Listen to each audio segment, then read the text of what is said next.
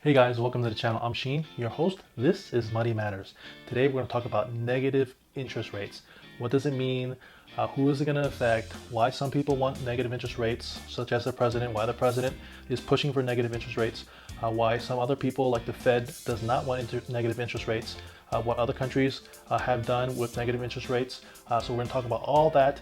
Stay tuned. But by the way, if you like what I'm doing, give me a thumbs up. Really helps out the channel, spreads my video to other people. I'm trying to grow this channel, so it helps out a lot. Also, consider subscribing if you haven't yet already. Check out my other videos. I do a lot of videos about money, finance, how to grow your money, how to invest your money, how to make money work hard for you. With that said, let's get started. All right, so negative interest rates. Well, the biggest proponent of negative interest rate is the president. The president of the United States, Donald Trump. He really wants negative interest rates. So he's kind of been pushing, kind of nudging the Fed to get into negative interest rates, bring rates even lower. Currently, interest rates are at roughly 0 to 0.25%, and he's interested in going to negatives. So why is this? Well, you gotta see it from his point of view. One of his jobs is to get the economy going. He's probably going to be reelected more likely if the economy is doing well. And so he is really interested in the economy kind of rolling over and just going back up to the way it was in the beginning of 2020. The better the economy is, the more likely he's going to get elected. And it's just pretty much that simple. So if interest rates go into the negative, it means more people are going to be incentivized to spend money.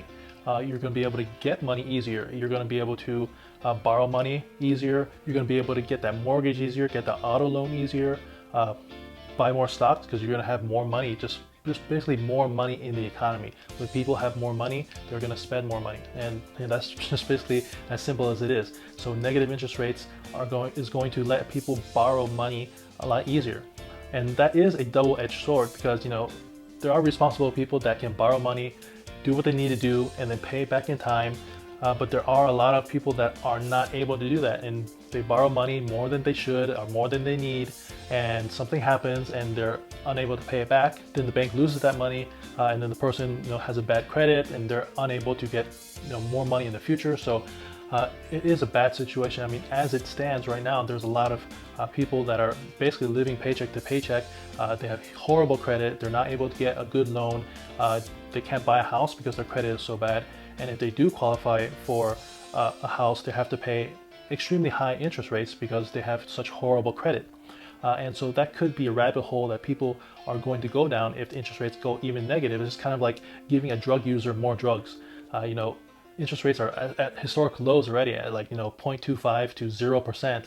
And people are already borrowing money that they shouldn't borrow, and now you're going to bring it down to negatives, and then that's just going to encourage all these people that probably shouldn't be borrowing money to borrow even more money and kind of digging a bigger hole for these people.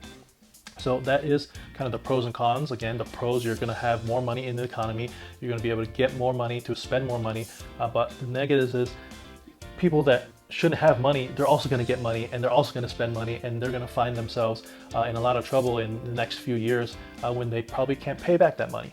So Jerome Powell, he's the guy over there at the Fed printing all the money that all the stimulus money. He's the one that's cutting all the rates. Well, him and basically the board cuts all the interest rates. They're the ones that decide what the federal interest rate is. So he has already said that the Fed is currently not looking into negative interest rates. So that's their standpoint, that we're not going to go down that road, but they may be forced to go down that road. So this is not unheard of. It is unheard of in the United States. The United States have never had negative interest rates, but a lot of European countries like Switzerland, Denmark, they have been dealing with negative interest rates for a few years now. Japan is at negative interest rates.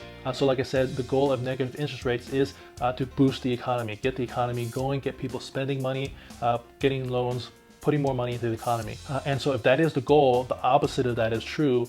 The opposite is preventing people from saving money. So we can say the goal is to get people to spend money to get the economy going, but also if you frame it in another vision, it is preventing people from saving money. That is the goal, is stop people from saving money. We don't want people to save money.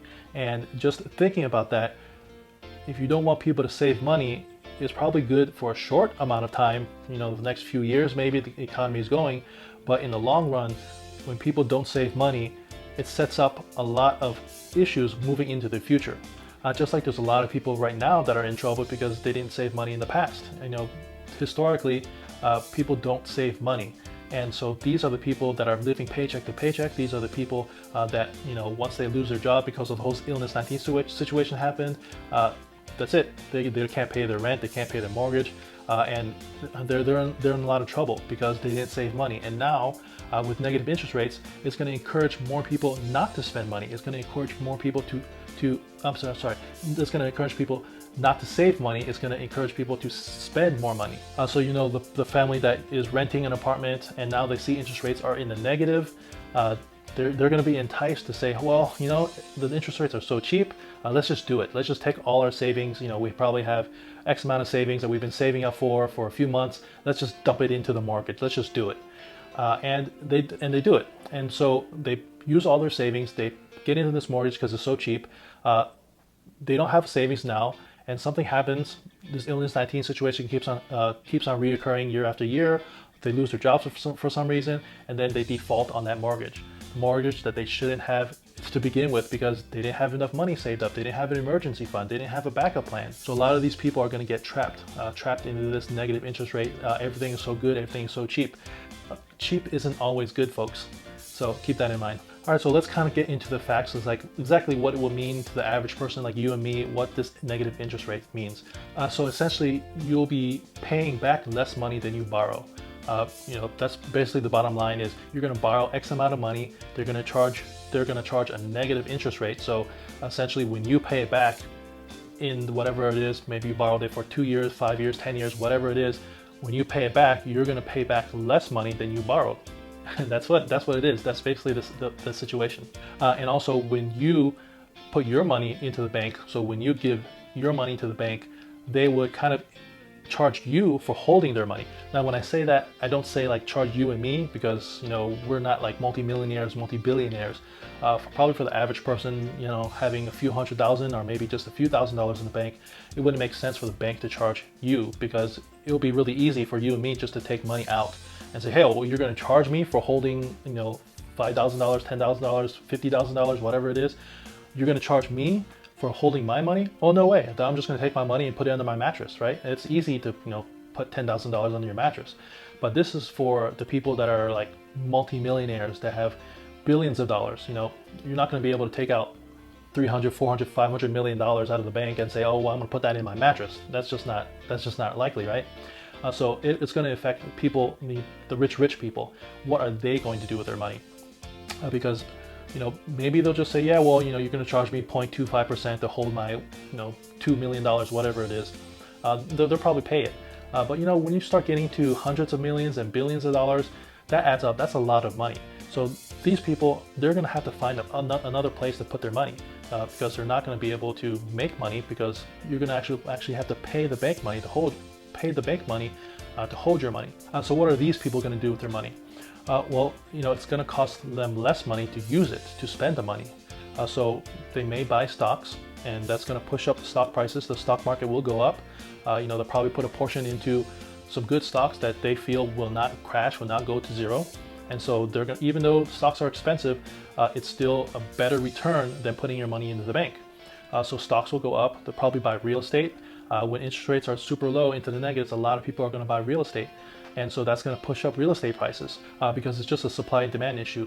If there's a lot of people borrowing money because a lot of people can borrow money, they're going to be able to buy more houses. And so even though this house might be overpriced, now there's probably 100 people in the market looking for this one house versus, last month or a few months earlier, there was only a few people looking for that house. But now more people are able to get lower interest rates to get a house. There are going to be more people willing to pay a higher price for that house. And after all, they're saving so much money on the interest, they're willing to pay a little bit more for this house that maybe isn't worth, $300,000, but interest rates are so low, they're going to be able to say, well, it is a good house and interest rates are low. Yes, we'll buy it. So anyways, what's the bottom line? Bottom line is if interest rates go low, it's going to cause a lot of people to borrow money. Some people that cannot borrow and should not borrow money. It's going to cause stock prices to go up because people are going to buy stocks even though that they're overpriced. They're still going to buy them because people have to put their money somewhere. Rich people aren't going to be able to take out millions of dollars and just hide it in their house, right? So they're going to have to put it into something. They're not going to put it into the bank because the bank is going to charge them to hold that money. So they're going to probably buy stocks, and that's going to cause stock prices to go up. They're probably going to buy real estate. That's going to cause real estate prices to go up. For the average person like you and me that are not multimillionaires, it probably won't mean much. It'll just mean that when you put your money into the bank, you're probably making 0.025% now or 0.005% now. You'll be making zero. The bank will pay you zero interest for a savings account. CD rates will probably be close to zero. So you can put your money in the bank just for safekeeping, but they won't pay you, and most likely you won't have to pay them either because it's not like you have like millions of dollars. So for the average person, it probably won't mean that much. You'll be able to get better loans, get better interest. So it is a good time to, if you are in the position and you have some liquidity, it might be a good time to look into real estate because interest rates are so cheap. All right, guys, that's my video. That's my thoughts about negative interest rates. Let me know your thoughts. Let me know if you think interest rates are going to go into the negative. If they do go into the negatives, what do you think will happen? What do you think you would do with your money? Or would you, invest it in something? Would you take your money out because you're basically making $0 on it? What would you do? Let me know in the comments below. Thank you guys for watching. Give me a thumbs up. Really helps out the channel. Consider subscribing if you haven't yet already. Check out my other videos, and I'll catch you in the next one. Peace.